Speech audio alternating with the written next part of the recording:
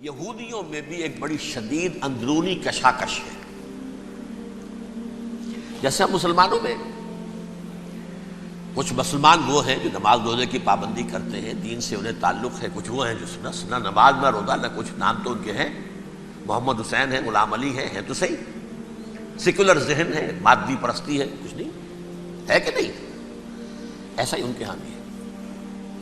اصل یہودی جو ہے، عملی یہودی، اس کی شکل آپ نے اگر کبھی دیکھی ہو، اس کے سر کے اوپر اونچا ہیٹ ہوتا ہے کالا، ان کی زلفیں لمبی لمبی ہوتی ہیں، خاص طور پر یہ جو ہے گلپٹی کے بال، یہ قلمے جو ہیں یہ تو لا کے چھلے بنا کر بڑا خوبصورت سا جو ہے وہ ہار بناتے ہیں. لمبا کالا کوٹ پہنا ہوتا ہے، لمبی داڑھی ہوتی ہے.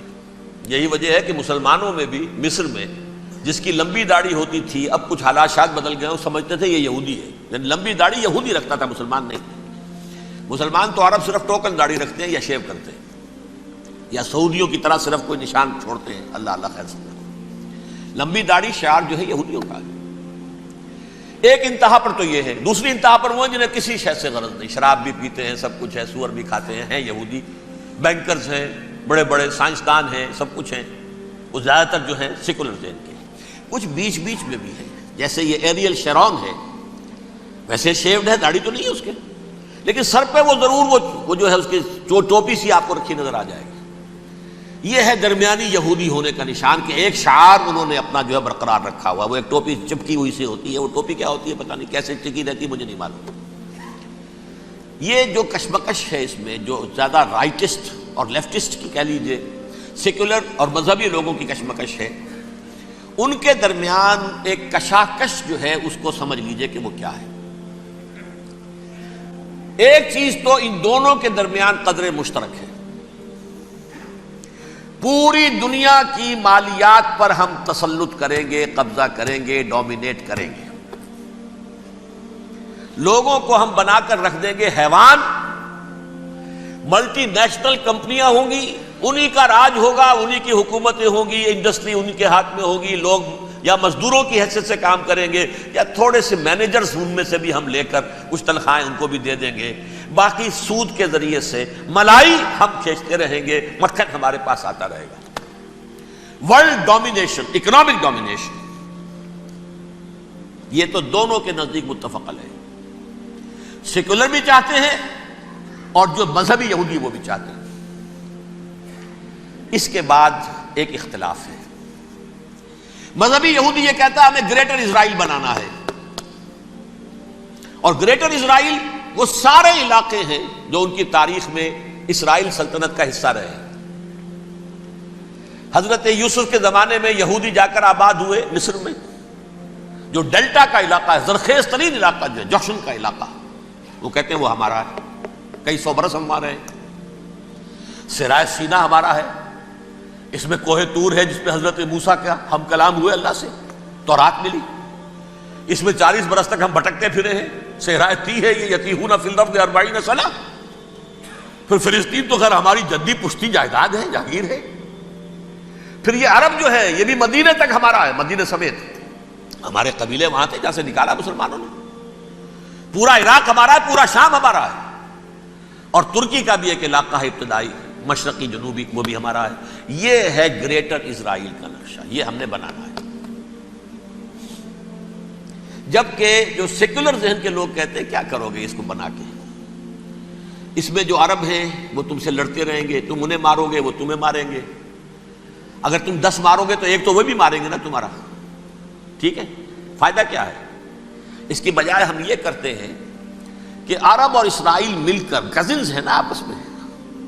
آپ کو معلوم ہے بل کلنٹن نے یہ الفاظ کہے تھے جب اسحاق ریبن سے معانقہ کرایا تھا شاہ حسین مرحوم کا، تو کیا کہا؟ You are cousins. حضرت ابراہیم کے 2 بیٹوں سے نسل ہے نا، حضرت اسماعیل سے عرب ہے، حضور ہے، اور حضرت اسحاق سے یہ بنی اسرائیل ہے، کزنز ہے. You are cousins. تو ہم کزنز مل کر ایک اکنامک یونٹ بناتے ہیں. جیسے ایشیا پیسیفک ایک یونٹ بن گیا ہے، آسیان ایک یونٹ بن گیا ہے، وغیرہ وغیرہ. پورا یورپ ایک یونٹ بن گیا ہے، ایک کرنسی بن گئی ہے. ہم اس پورے علاقے کو ایک اکنامک یونٹ بناتے ہیں. پیسہ اربوں کا ہوگا، ان کے پاس بہت دولت ہے. تیل ان کا ہوگا، بہت تیل ہے ان کے پاس، مزدور ان کے ہوں گے، بڑی تعداد ہے ان کی، مینجمنٹ ہماری ہوگی، ٹیکنیکل نو ہاؤ ہمارا ہوگا، سائنسدان ہم ہوں گے، ملائی ہم کھاتے رہیں گے، چھاچھ ان کو دیتے رہیں گے۔ تو ہمیں آم کھانے ہیں، پیڑ گننے کی کیا ضرورت ہے؟ خام خواہ ان کی دشمنی مول لیں، زیادہ دشمنی بڑھائیں۔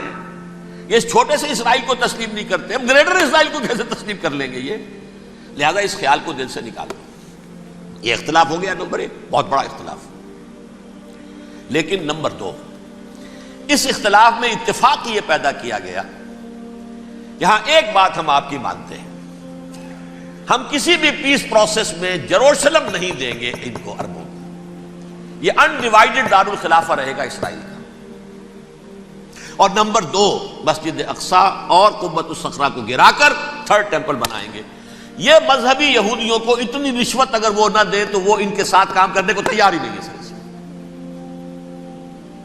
یہ پورا پس منظر سمجھ لیجئے، اصل میں بٹوین دی لائنز سمجھے بغیر یہ خبریں جو آپ پڑھتے ہیں۔ ادھر امریکہ کا معاملہ کیا ہے؟ ایک طرف وہ پشت پناہ ہے، حمایتی ہے، پروٹیکٹر ہے، محافظ ہے اسرائیل کا۔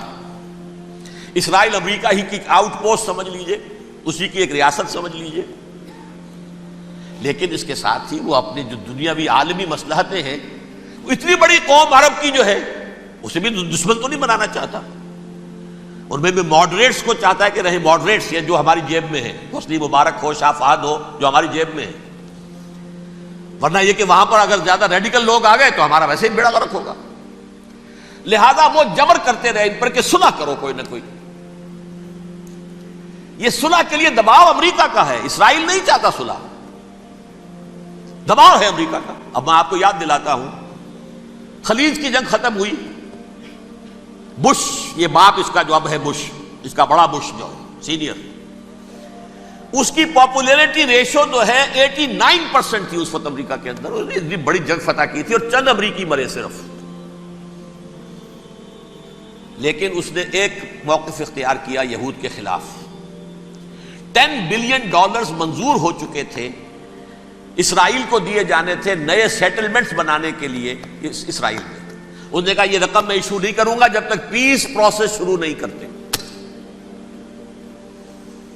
یہ دباؤ تھا جس کے آگے گھٹنے ٹیکنے پڑے $10 بلین کے لیے، لیکن اس کا بدلہ یہ چکایا کہ الیکشن میں ہرا دیا اسے۔ حالانکہ وہ ہیرو، فاتح، خلیج کی جنگ کا فاتح، 89% ریٹنگ، الیکشن میں 0، دباؤ تھا۔